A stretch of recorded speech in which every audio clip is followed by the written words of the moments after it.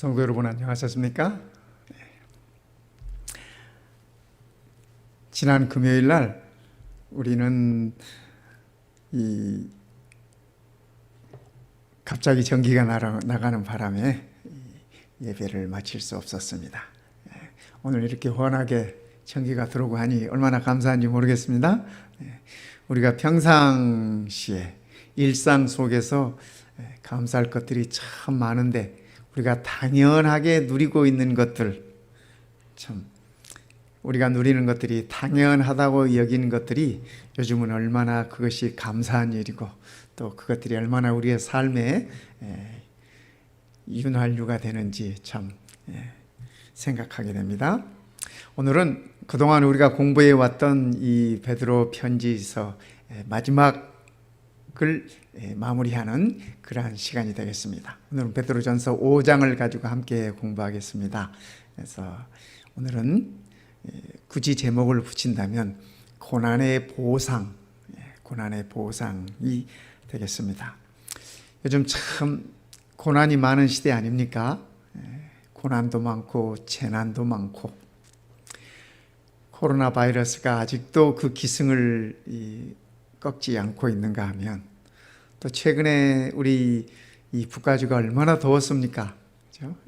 아마 제가 듣기로는 이렇게 더운 적이 없었다고 그러는데 이런 폭염이 또 우리 사람들을 괴롭히고 그런가 하면 밤중에 웬 날벼락, 그야말로 날벼락이네요. 번개가 쳐서 많은 화재들이 발생하고 우리 PUC가 있는 그 앵긴의 그 산도 다 이렇게 그 철거하도록 했습니다. 이베큐에이션 시켰습니다. 그것은 지금 불이 있어서가 아니라 예방 차원에서, 그리고 제가 오늘 또 연락해 본 바에 의하면 실제적인 피해는 아직 거기까지 오지 않았답니다. 그래서 그 화마가 그것들을 다 이렇게 피해 갔으면 참 좋겠다 하는 생각이 듭니다. 여러 가지로 사람들이 힘든 이 시대에, 그렇죠? 고난이 많은 이 시대에 사도 베드로는 우리들에게 그러나 이러한 고난에도 보상이 있다라고 그렇게 말씀을 하시네요. 자, 이 베드로전서에 있는 말씀을 몇 가지로 정리해 보겠습니다. 베드로전서에 나타나 있는 이 말씀은 세 가지로 정리할 수 있습니다. 첫 번째는 고난에 관한, 고난이 있다, 고난을 견뎌야 할 것이다, 그 고난은 오히려 축복이 될 것이다 라는 말씀을 하시면서 고난이라는 말과 더불어서 소망, 고난을 견딜 수 있는 유일한 힘은 우리가 지니고 있는 그 소망 때문입니다. 그래서 아이가 태어나기를 기다리는 임산부의 고통도 고난도 아이가 태어나는 그때를 기다리면서 참는 겁니다. 공부를 열심히 하는 학생들, 요즘처럼 이렇게 무더운 날씨에도 그야말로 엉덩이에 땀띠가 나도록 앉아서 공부하는 학생들도 왜 그래요? 공부가 끝난 다음에 그들이 누릴 그런 것에 대한 소망이 있기 때문에 그렇습니다. 우리 신앙도 마찬가지라고 베드로는 얘기해 주고 있습니다. 세 번째는 이 영광이라는 말씀으로 우리들에게 알려주고 있습니다. 고난을 당한 자들이 반드시 그리스도 안에서 그 영광에 이를 것이라고 하는 이 말씀을 해주고 있습니다. 그래서 베드로전서에 보면 이 고난, 소망, 영광 이 세 마디는 늘 항상 이렇게 붙어 다녀요. 쌍둥이처럼 늘. 그래서 우리 그리스도인들이, 우리 성도님들이 이 말씀을 우리가 깊이 새겨둘 필요가 있습니다. 오늘 우리가 겪는 고난도 우리가 그리스도를 향한 소망으로 견딜 수 있고 끝내는 우리가 그리스도의 그 영광에 참여한다고 하는 그러한 확신과 믿음으로 우리가 이 고난을 버틸 수 있는 것입니다. 그래서 베드로전서 1장은 고난의 목적에 관해서 얘기해 주고 있습니다. 우리가 이미 다 공부했죠? 한번 이렇게 정리하면서 복습해 보는 것입니다.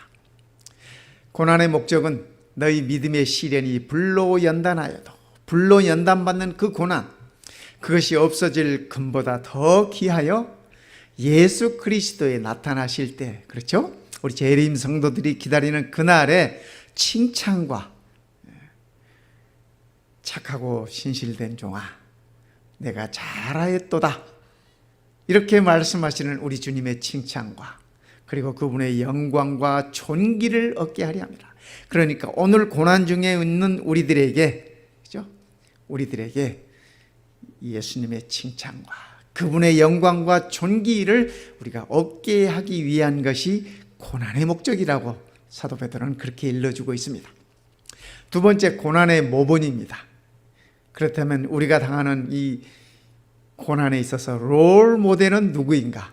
베드로는 그분이 그리스도라고 얘기를 해주고 있습니다. 이를 위하여 너희가 부르심을 받았으니 그리스도도 너희를 위하여 고난을 받으사, 예수님께서 우리를 위하여 고난을 받으신 이유가 너희에게 본을 끼쳐, 모본을 끼쳐 그 자취를 따라오게 하려 하셨느니라. 그래서 고난의 모본은 오직 그리스도이십니다. 우리가 고난이 느껴질 때, 또 고난 중에 있다고 여겨질 때 예수님을 바라보시기 바랍니다. 그분이 먼저 가신 그 길을 바라보시고 그분이 먼저 건너셨던 그 발자국을 우리가 따라가야 한다고 베드로는 그렇게 얘기해 주고 있습니다. 3장은 고난의 축복에 관해서 말씀하십니다. 성도 여러분, 고난에도 축복이 있다는 거 생각해 보셨습니까? 네, 그죠? 네, 고난에 축복이 있다고 베드로는 얘기를 해요. 그러나 의를 위하여 고난을 받으면 복이 있는 자니. 우리 예수님께서도 산상수훈에서 그렇게 말씀하셨지 않습니까? 의를 위하여 핍박을 받는 자는 복이 있다, 그렇게 말씀하셨다. 그 핍박이라는 게 고난이라는 말이죠. 그래서 의를 위하여 고난을 받으면 복이 있는 자니 저희의 두려움을 두려워 말고 소동치 말아라. 사람들이 두려워하는 것들을 두려워하지 말고 그것 때문에 흔들리고 소동치 말아라고 그렇게 얘기하고 계십니다. 성도 여러분, 오늘 우리가 고난이 있다면 이것 또한 우리에게 이르러 오는 축복이다, 이렇게 여기실 수 있다면 정말 우리들에게 축복이 될 것입니다. 4장에서는 고난의 의미에 관해서 말씀해 주고 있습니다. 고난에 어떤 의미들이 있는가? 그리스도께서 이미 육체에 고난을 받으셨으니 너희도 같은 마음으로 그리스도께서 고난 받으신 그 마음으로 갑옷을 삼으라. 이는 육체의 고난을 받은 자가 죄를 그쳤음이니. 성도 여러분, 고난 중에 있는 사람은, 고난 받고 있는 사람은 죄를 지을 겨를이 없어요. 어떤 그에게 다가오는 유혹이나 어떤 그죠? 이 시험에 들 그럴 겨를이 없습니다. 왜요? 고난 지나가는 것도 힘들고 어렵기 때문에 그렇습니다. 그래서 요한계시록에 나타나는 7 교회에 보면은, 그죠? 7 교회에 보면은 칭찬이 있고, 그 다음에 이 책망이 있고, 그 다음에 약속이 있습니다. 그런데요, 7 교회 중에 고난이 많이 있었던 교회는 책망이 없습니다. 책망이 없어요. 서문학교에 책망이 없어요. 에베소 교회는 너희가 첫사랑을 버렸다고 이렇게 책망이 있지 않습니까? 그런데 서문학교에는 책망이 없어요. 왜 그럴까요? 지금 고통 중에, 고난 중에 있는 이 교회가 그렇지 않아도 힘들어요. 힘들어. 그런 교회를 향해서 우리의 은혜가 많으신 하나님께서 너 이래서 안 되겠구나, 그럴 여백이 없는 것입니다. 여백이 없어요. 그래서 고난 중에 있는 자들은 그들의 죄를 그치죠. 그래서 혹여 오늘 우리가 고난 중에 있다라면, 그죠? 고난의 의미가 우리의 신앙을 이끌어가고 우리의 믿음을 이끌어가고 우리가 하나님 앞에 바로 설 수 있도록 우리를 잡아주는 것이라는 의미를 생각하시면서 감사할 수 있으면 좋겠습니다. 그 후로는 다시 사람의 정욕을 쫓지 않고, 고난 중에 있는 자들은, 시험 중에 있는 자들은, 고난을 극복하고 있는 자들은 그들의 정욕을 쫓을 겨를이 없어요. 겨를이 없어요. 오직 하나님만을 바라보며 하나님의 뜻을 쫓아 육체의 남은 때를 살게 하려 합니다. 이 얼마나 축복입니까? 그렇지 않습니까? 우리가 얼마나, 우리의 삶이 얼마나 남아있는지 알지 못해요. 그러나 오늘 우리들에게 고난을 허락하신 것은 우리의 육체의 남은 때를 하나님의 뜻을 쫓아 살게 하기 위한 것이라고 베드로서는 우리들에게 일러주고 있습니다. 최근 들어서 저는 부쩍 친구들의 죽음 소식을 많이 듣습니다. 자고 일어났더니 아내가 죽어 있다는 둥. 그렇죠? 부쩍 그런 소식들을 많이 들어요. 많이 들어요. 그래서 요즘 제가 그런 생각을 해봅니다. 내게 남아있는 시간은 얼마 될까? 내 육체에 남은 때는 얼마나 될까? 그런 생각들을 해보게 됩니다. 우리에게 남은 시간이 얼마가 되었든지 간에 성도 여러분, 우리의 육체에 남은 때를 하나님의 뜻을 쫓아 살아갈 수 있다면 그것은 우리들에게 축복입니다. 그 고난은 우리들에게 축복인 것입니다. 그래서 4장에서 말씀하고 계시는 고난의 의미는 바로 이런 것입니다. 우리가 하나님의 뜻을 쫓아 육체의 남은 때를 살게 하려 합니다. 이제 마지막으로 5장입니다.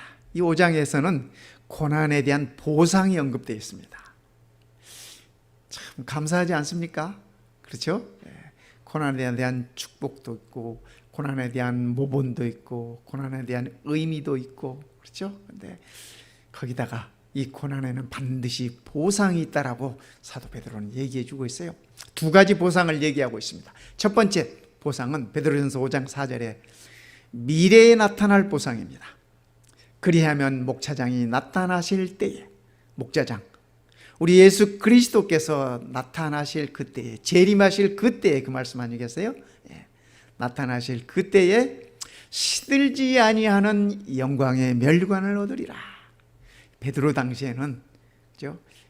무슨 마라톤이나 무슨 이 운동 경기에서 1등을 하면 이 월계관을 씌워줬습니다. 월계관 아시죠? 월계수 나무로 엮어가지고 그 머리에 씌워주는 겁니다. 그 승리를 상징하는 것이죠. 여러분들이 우리가 많이 쓰는 스포츠 용품 가운데 나이키라고 있지 않습니까? 나이키는 그 그리스 신 가운데 승리의 여신이에요. 여자신입니다. 근데 여러분들이 그 나이키 신의 모습을 보면은, 그러니까 나이키 신발이 아니라 그죠? 이 신의 이름이 나이키야. 신의 이름이. 네. 그 여신의 이마에 둘려 있는 게 그 월계관입니다. 월계수. 네. 그거는 나무로 만든 것이기 때문에, 나무 잎으로 만든 것이기 때문에 시간이 지나면 말라버려요. 시들어버려요. 영원하지 않습니다. 영원하지 않. 잠시 잠깐. 우리나라 송기정 선수가 마라톤에서 우승하고 난 다음에 그가 머리에 썼던 것도 월계관이었습니다. 시드는 것이. 그러나 우리의 목자장 예수 그리스도께서 나타나실 때 우리에게는, 고난을 극복하고 고난을 견디었던 우리들에게는 시들지 아니하는 영광의 멸관을 얻을 것이라고 그렇게 약속해 주고 있습니다. 그렇게 보상을 약속하고 있습니다. 성도 여러분, 그날이 기다려지지 않습니까? 우리는 반드시 시들지 아니하는 영광의 멸관을 얻을 것입니다. 이것이 베드로서가 우리들에게 일러주는 장래에 나타날 우리들의 보상입니다. 그렇다면 현대에는, 우리가 살고 있는 이 시대에는, 현세에는 어떤 보상이 있는가? 베드로는 그것까지도 놓치지 않고 있습니다. 10절에 이렇게 말씀하십니다. 모든 은혜의 하나님 곧 그리스도 안에서 너희를 부르사. 베드로도 예수님께 부르심을 받은 자 아닙니까? 베드로처럼 우리도 그리스도 안에서 다 부르심을 받은 자들이에요.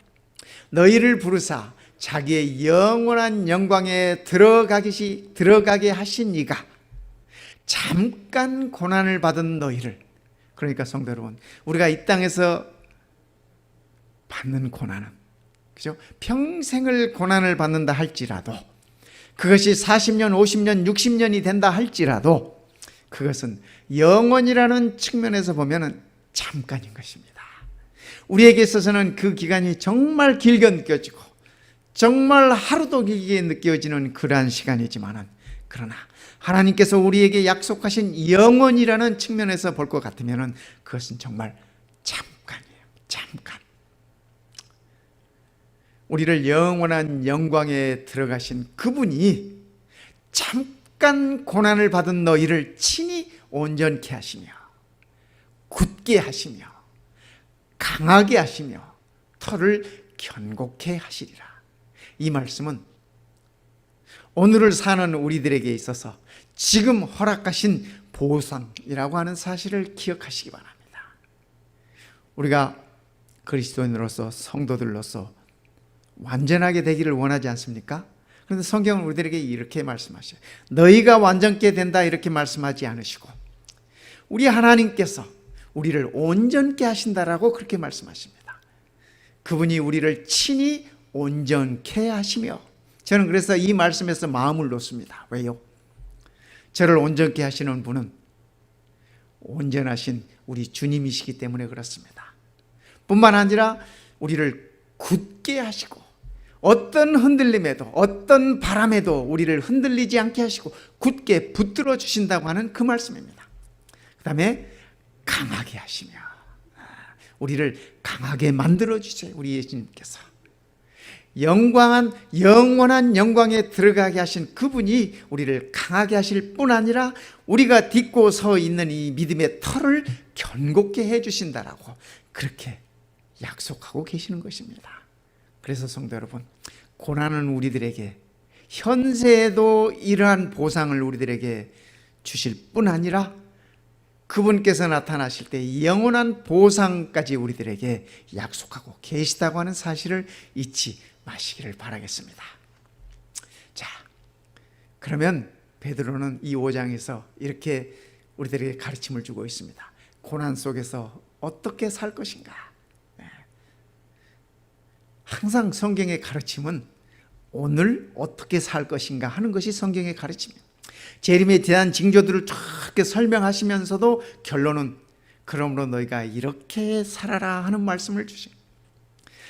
베드로가 고난에 관해서 쭉 말씀을 하시면서 결론으로 고난 속에서 이렇게 살아라 하고 우리들에게 일러주시는 것입니다. 1절에서부터 4절까지는 지도자들은 이렇게 살아라 일러주고 계시고 5절부터 9절에는 우리 모든 성도들은 이렇게 살아라 일러주고 계시고 10절부터 15절에는 이제 이 성경을 끝내면서 베드로는 거기에 나타나는 약속과 권면과 문안으로 이 편지를 끝맺고 있는 것입니다. 자, 그렇다면 지도자들을 향한 교훈을 한번 살펴보겠습니다. 너희 중 장로들에게 권하노니, 이 교회에서 장로들이 지도자들 아닙니까? 베드로도 나도 너희와 같은 장로다 그렇게 말씀하고 있어요. 나는 함께 장로된 자요 그리스도의 고난의 증인이요 나타날 영광에 참여할 자로다. 베드로도 그 고난의 보상을 기다리고 있는 사람이에요. 그래서 앞으로 나타날 영광에 참여할 자라고 그렇게 표현하면서 장로들에게 권하노니, 지도자들에게 권하노니 이렇게 말씀하고 계십니다. 그래서 이 지도자들이 갖춰야 되는 이 덕목을 얘기하면서 첫 번째, 그리스도를 개인적으로 체험하라고 그렇게 말씀하십니다. 이 그리스도의 고난의 증인이요. 베드로가 장로들에게 하시는 말씀이 나도 그리스도의 고난의 증인이다. 증인이라는 말은 현장에 함께 있었다고 하는 얘기입니다. 예수님께서 고난 받으실 때 자기도 그 현장에 있었다고 하는 얘기입니다. 자기에게 고난이 이르러 왔을 때 예수 때문에 자기도 그 현장에 있었다고 하는 얘기입니다. 그래서 오늘 신앙을 이루어가는 우리들도, 모든 지도자들도 그리스도와 더불어서 하나 되고 그리스도와 더불어서 생활 속에서, 현실 속에서 함께 증인이 되는, 함께 체험하는 자들이 되어야 한다라고 그렇게 말씀하고 주고 계시는 것입니다. 두 번째는 양무리를 치라라고 말씀을 하셨어요. 너희 중에 있는 하나님의 양무리를 치되 억지로 하지 말고 즐거운 뜻으로 하라고. 이 지도자가 얼마나 중요한지, 그죠? 저는 요즘 최근에 우리 한국에서 일어나는 그 코로나에 관계된 그러한 그 모습들을 보면서 참 이 목사로서 안타까움이 많습니다. 처음에 대구에서는 신천지 교회라는 곳에서 이 코로나 바이러스가 거기서 이렇게 폭발적으로 일어났지 않습니까? 또 그것이 이렇게 좀 사그라들 무렵쯤 돼서 최근에는, 그죠? 여러분 잘 보시죠. 서울에 있는 사랑제일교회에서, 그죠? 또 이렇게 집단 감염으로 이렇게 지면서, 그죠?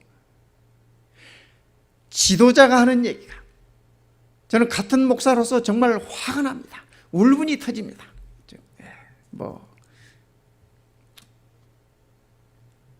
보건소에서 검사를 하면 양성이 나오는데 일반 병원에 가서 이 검사를 하면 음성이 나온다, 이런 헛소리나 해야 되고 말이에요. 얼마나 비과학적인 근거 없는 얘기들, 이런 얘기들을 하면서 정말 우매한 백성들을 엉뚱한 곳으로 인도하는 모습을 보면서, 과연 저 지도자는 자기 백성들의, 자기 양들에 대한 건강에 대해서 도대체 어떤 책임을 지려고 저런 모습들을 보이나, 참 안타깝습니다. 안타까워요. 그러면서 저도 제 자신을 많이 살피게 되고 또 회개의 기도를 드릴 수밖에 없습니다. 너희 중에 있는 하나님의 양무리를 치되,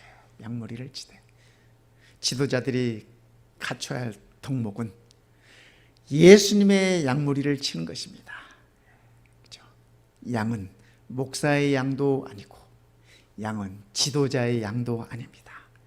양들은 예수님의 양인 것입니다. 예수님께서 베드로에게 질문하지 않습니까? 요한의 아들 시몬아, 네가 나를 사랑하느냐? 주여 그러하이다. 내가 주를 사랑하는 줄 주께서 아시나이다. 예수님께서 말씀하시되 그러면 내 양을 치라, 이렇게 말씀하셨습니다. 예수님께서 베드로에게 3번이나 똑같은 질문을 하시고 똑같은 답을 들으시고 똑같은 당부를 하셨습니다. 어쩌면 베드로가 예수님을 3번 부인했던 것에 대한 예수님의 배려였습니다. 다른 제자들이 보는 앞에서, 다른 10 제자들이 보는 앞에서 예수님께서는 베드로를 다시 그의 수제자로 세우시면서 그들에게 있어서 베드로가 예수님을 사랑한다고 하는 사실을, 사랑 고백을 하도록 그렇게 유도하셨던 것을 우리는 보는 것입니다. 우리 지도자들도 그렇죠? 우리가 예수님을 사랑하는 것을 고백할 뿐만 아니라 예수님을 사랑한다는 그 증거로 우리의 양들에게 우리가 최선을 다해야 할 것입니다. 3번째, 베드로는 지도자들이 갖춰야 할 덕목으로 자원하여서 양무리를 섬기라고 말씀하셨습니다. 그러니까 양무리를 치라고 하는 얘기는, 그죠? 양무리를 치라고 하는 얘기는 양을 섬기라는 말씀입니다. 섬기라는 말씀이에요.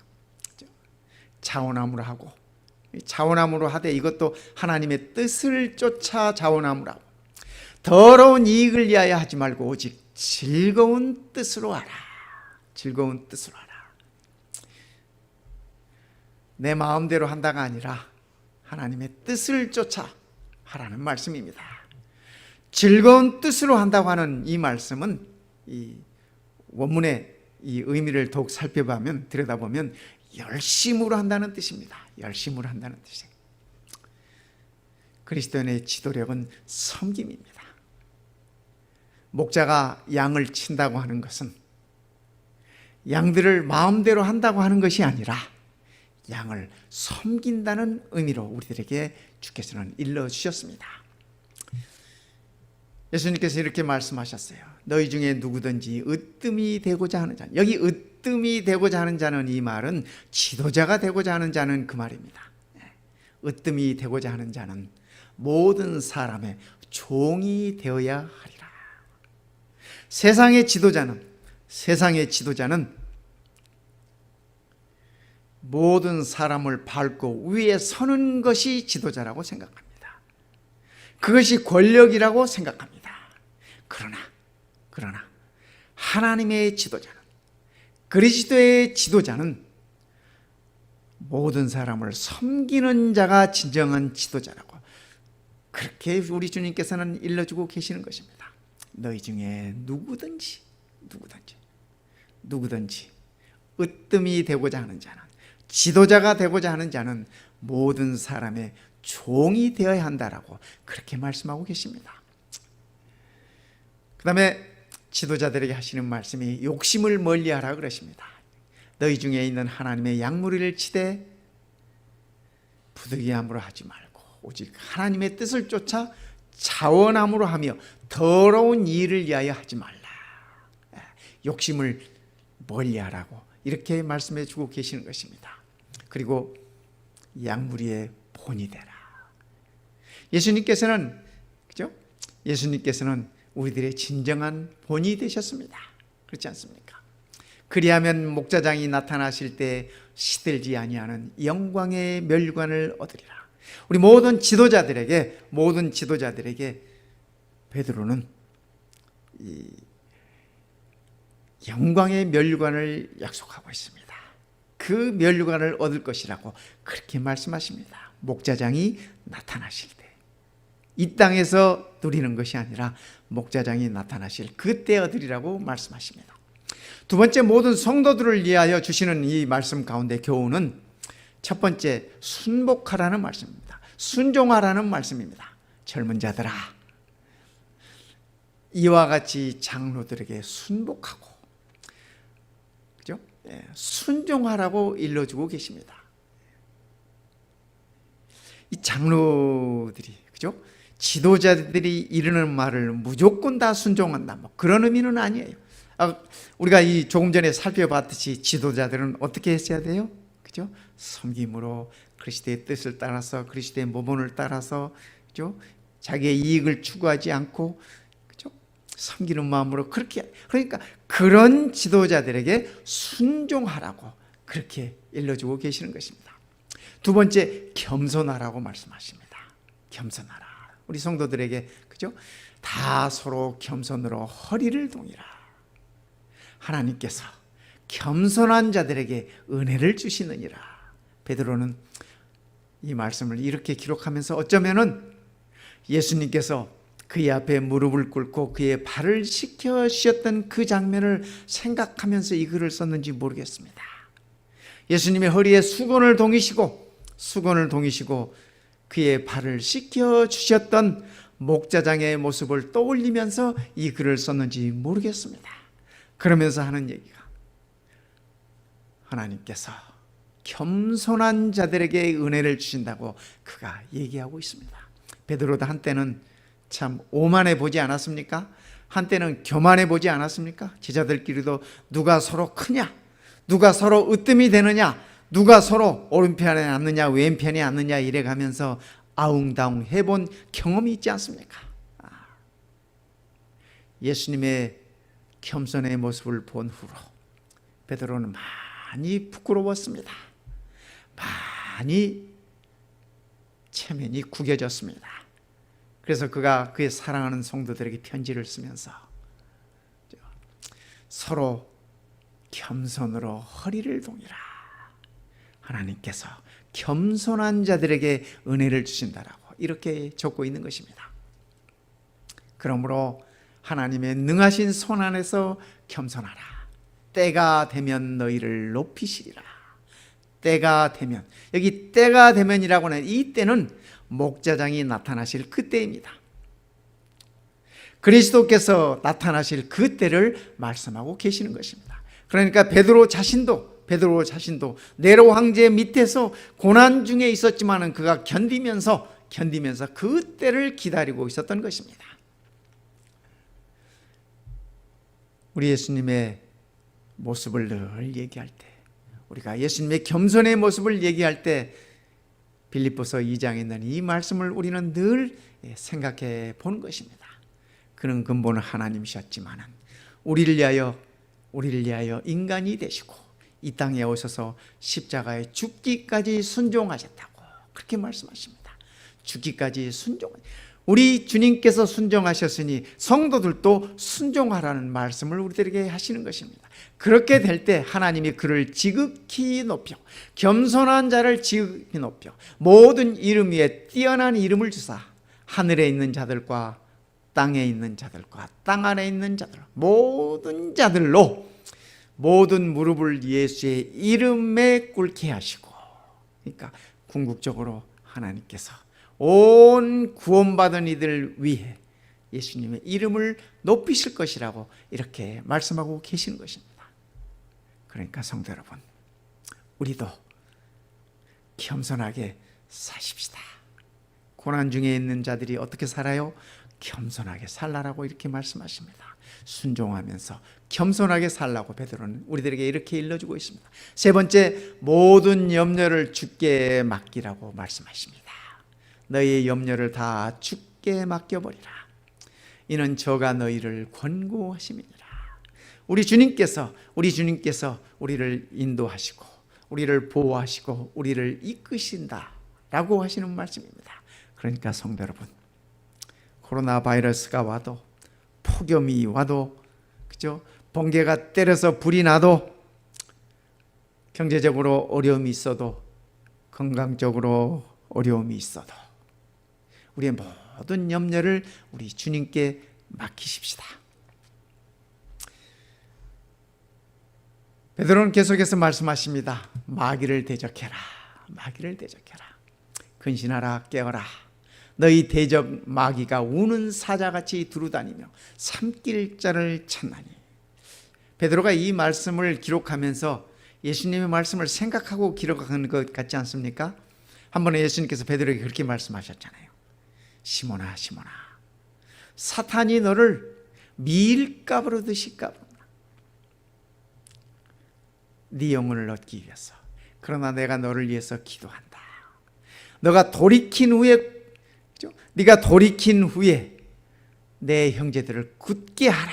예수님께서 그렇게 말씀하셨어요. 베드로가 그 쓴 경험이 있지 않습니까?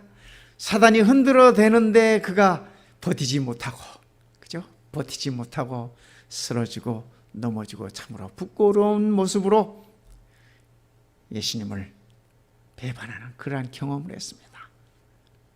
베드로가, 그죠? 예수님의 십자가 사건 이후에 예수님을 다시 만났을 때, 부활하신 다음에 바닷가에서, 그 호숫가에서 새벽에 예수님을 만났을 때 그가 얼마나 부끄러웠겠습니까? 참 지구멍이라도 있으면 들어가 버리고 싶은데 예수님은 자꾸 그죠? 시몬아, 네가 나를 사랑하느냐? 기가 막힌 얘기 아닙니까? 정말 베드로는 부끄러웠을 것입니다. 후회가 되었을 것입니다. 그때 내가 좀 이 예수님의 말씀처럼 사단의 싸움에서 승리했더라면 오늘 이처럼 황당하지는 않을 텐데, 아마 그런 생각들을 했을 것입니다. 그래서 베드로는 자기처럼 그런 쓴 경험을 하지 않도록 사랑하는 성도들에게 이렇게 말씀을 주시는 것입니다. 근신하거라. 깨어라. 내가 깨어있지 못했다. 예수님께서 나를 위하여 기도해 달라고 할 때 내가 겟세마네에서 예수님을 위해서 기도하지 못했다. 사랑하는 성도들아, 깨어있기를 바란다. 근신하기를 바란다. 너희 대적 마귀가 우는 사자같이 두루다니며 삼킬 자를 찾는다. 하지만 너희는 나처럼 실패하지 말고 믿음을 굳게 하여 사탄을 대적하라. 이는 세상에 있는 너희 형제들도 동일한 고난을 당하는 줄을 알미지라. 성도 여러분, 이 편지를 받은 성도들이, 베드로의 이 글을 받은 성도들이, 고난 중에 있었던 성도들이 이 편지를 읽을 때 얼마나 힘이 됐겠습니까? 대부분 고난 중에 있는 사람들은요, 고난을 받고 있는 사람들은 세상에서 나만 고난을 받는 것 같아. 나만 제일 힘든 것 같아. 그렇지 않습니까? 그래요. 그런데 베드로가 뭐라고 말씀하세요? 이는 세상에 있는 너희 형제들도 너만 고난을 받는 것이 아니라, 너만 고통 중에 있는 것이 아니라 다른 다 믿음의 형제들도 동일한 고난 중에 있다. 그러니까 힘을 내라. 마귀를 대적해라. 형제를 대적하지 말고, 믿음의 식구들을 대적하지 말고 마귀를 대적해라. 베드로가 이렇게 일러주고 있는 것입니다. 성도 여러분, 오늘 우리가 고난 중에 있다 할지라도 그 고난은 나만 겪는 고난이 아니라 우리 주님도 겪으셨던 고난이고, 다른 형제들도, 세상을 우리와 함께 살아가는 다른 형제들도 동일하게 함께 고난 중에 있다고 하는 사실을 기억하면서 힘을 내십시다.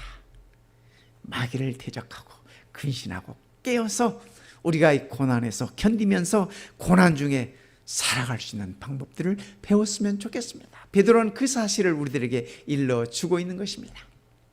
우리의 가는 길이 순종보다는 반항으로 가는 길은 아닌지, 겸손보다는 교만함으로 가는 길은 아닌지, 염려를 우리 주님께 맡기기보다는 염려로 살아가고 있지는 않는지, 마귀를 대적하기보다는 늘 패배하면서 우리가 가는 길이 아닌지 우리가 한번 생각해 보면 좋겠습니다. 성도 여러분, 우리 주님은 마귀를 대항하여 끝까지 이기셨습니다. 그리고 하시는 말씀이 내가 세상을 이기었노니, 예수님께서 세상을 이기셨다고 하는 말씀은 마귀를 이기셨다는 말씀입니다. 내가 사단을 이기었으니 너희도 세상을 이기라. 너희도 이긴다. 내가 너희의 승리를 장담한다라고 얘기하고 계시는 것입니다. 성도 여러분, 마귀를 대적하십시다. 흔들림 없이 우리를 굳게 해주시고 우리를 온전케 해주시고 우리의 털을 굳게 하시는 주님이 계심을 기억하면 좋겠습니다. 베드로는 이 편지를 끝내면서 약속을 언급하고 있습니다. 무슨 약속일까요? 모든 은혜의 하나님 곧 그리스도 안에서 너희를 부르사 자기의 영원한 영광에 들어가게 하신 이가 잠깐 고난을 받은 너희를 친히 온전케 하시며 굳게 하시며 강하게 하시며 털을 견고케 하시리라. 약속입니다. 오늘을 사는 우리들에게 있어서 이 현실에서 우리에게 이런 것들을 이루게 해주겠다고, 그렇죠? 우리를 온전케 해주시고 우리를 굳게 해주시고 우리를 강하게 해주시고 우리가 딛고 서 있는 이 믿음의 털을 견고케 해주시겠다고 그렇게 약속해 주고 계시는 것입니다. 성도 여러분, 오늘 우리가 이 약속의 말씀을 굳게 의지하십시다. 우리들에게 나타날 보상이, 장래에 이르러올 보상이 있지만은, 그러나 오늘 이 현실 가운데 우리들에게 주어진 약속이 있다고 하는 사실을 기억하면 참으로 좋겠습니다. 두 번째, 베드로는 이런 권면을 주고 있습니다. 내가 신실한 형제로 하는 실로아노로 말미암아. 여기 나오는 이 실로아는 베드로의 편지를 대필한 사람입니다. 지난번에 우리가 로마서 공부할 때도 이 바울의 편지서를 대필해 준 사람이 있었지 않습니까? 베드로도 역시, 베드로가 글을 그렇게 잘 쓰는 사람이 아니잖아요. 아시잖아요. 그가 교육을 많이 받지도 못했고 뭐 이렇게 글을 많이 써본 사람도 아니고, 그래서 그가 이렇게 얘기해 주면 실로아노가 베드로의 편지를 이렇게 쭉 이렇게 적어줬습니다. 그래서 실로아노로 말미암아 너희에게 간단히 써서 권하고, 그렇죠? 베드로가 그의 편지를 대신 써주는 실로아노의 그 이 노고에 관해서 이렇게 지금 언급하면서 감사를 표해요. 이것이 하나님의 참된 은혜임을 증거하노니 너희는 이 은혜에 굳게 서라. 성도 여러분, 여기서 베드로가 언급하고 있는 베드로전서 5장 12절에서 이 편지 말미에 베드로가 언급하고 있는 이 은혜는 무엇일까요? 그렇죠? 너희는 이 은혜에 굳게 서라. 그렇죠? 베드로가 말하고 있는 이 은혜는 고난입니다. 고난이에요. 베드로가 이 편지를 쓸 때 모든 흩어져 있는 디아스포라, 흩어져 있는 하나님의 자녀들이, 하나님의 백성들이, 성도들이 모두가 다 고난 중에 있었습니다. 고통 중에 있었습니다. 그리스도 때문에 생명을 잃기도 하고, 그리스도 때문에 감옥에 들어가기도 하고, 그리스도 때문에 온갖 고난과 고초와 핍박을 당하고 있던 백성들이었습니다. 그럴지라도 이 모든 고난이 하나님의 은혜다, 베드로는 그 얘기를 하면서 너희가 이 은혜에 굳게 서기를 바란다. 이 고난 중에라도 굳게 서기를 바란다. 베드로가 이 편지를 쓰면서 그의 마지막에 관해서 조금 예상을 했을까요? 충분히 예상을 했을 것입니다. 왜냐하면 많은 그리스도인들이 벌써 죽어가고 있었기 때문입니다. 그렇죠? 여러분, 그 쿠어바디시라는 그 영화를 보신 적 있습니까? 이 생케비치의 이 작품에 쿠어바디시라는 그 작품인데 그것이 영화로 만들어진 게 있습니다. 요즘 이 코로나 때문에 밖에도 못 나가고 계시는데 기회가 되시면 집에서 그 영화를 꼭 한번 보시기 바랍니다. 저는 제 기억으로 한 3번은 본 것 같은데,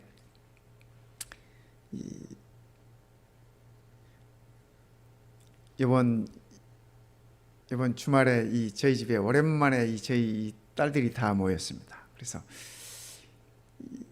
저희 2 딸들과 더불어서 코바디스를 한번 이렇게 보여주려고 합니다. 제가 물어봤더니 너희들 코바디스라는 영화를 본 적이 있느냐 그랬더니 없대요. 그래서 그럼 이번 주말에는 아빠랑 같이 그 코바디스라는 영화를 한번 보자. 그 영화가 러닝타임이 4시간이에요. 러닝타임.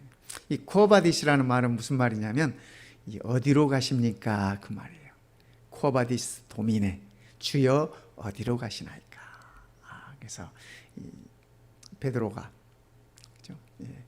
초기 그리스도인들이 네로 황조 밑에 어떤 핍박들을 받았고 어떻게 그들의 믿음을 지켰고 그렇죠? 이런 것들을 쫙 이렇게 거기에 나오고 마지막 이 베드로의 그 순교당하는 그런 모습까지 이어지는 그런 그 베드로가 그죠? 그 베드로가 너희는 이 은혜에 굳게 서라 이렇게 말씀하십니다. 베드로는 하나님의 은혜를 그 고난을 하나님의 은혜로 표현하고 있습니다. 성도 여러분, 오늘 우리들에게 이르러 오는 고난들이 참 견디기 어려운 고난들입니다. 그렇지 않습니까? 모든 당연한 것들을 다 잃어버린 시대에 우리가 지금 살고 있어요. 이러한 것들까지도 베드로처럼 하나님의 은혜로 알고 그죠? 고난 중에라도 굳게 서게 되기를 바랍니다. 끝으로 베드로는 이렇게 문안을 하고 있습니다. 함께 택하심을 받은 바벨론에 있는 교회가, 로마에 있는 교회가 그 말입니다. 너희에게 문안하고 내 아들 마가도 그리하노니라. 이 베드로에게 써 있어서 믿음의 아들은 마가예요. 이 마가가 마가복음을 쓴 그 마가 아닙니까? 그렇죠? 이 마가가 어떻게 예수님에 관해서 그렇게 잘 알겠어요? 그죠? 그가 베드로에게서 다 얘기를 들은 것입니다. 베드로가 얘기해 주면 잘 듣고 정리했다가 이 마가는 배운 사람이거든. 이 부잣집 아들이었거든요. 그러니까 그가 다 이렇게 적은 것입니다. 그래서 내 아들 마가도 그리하느니라.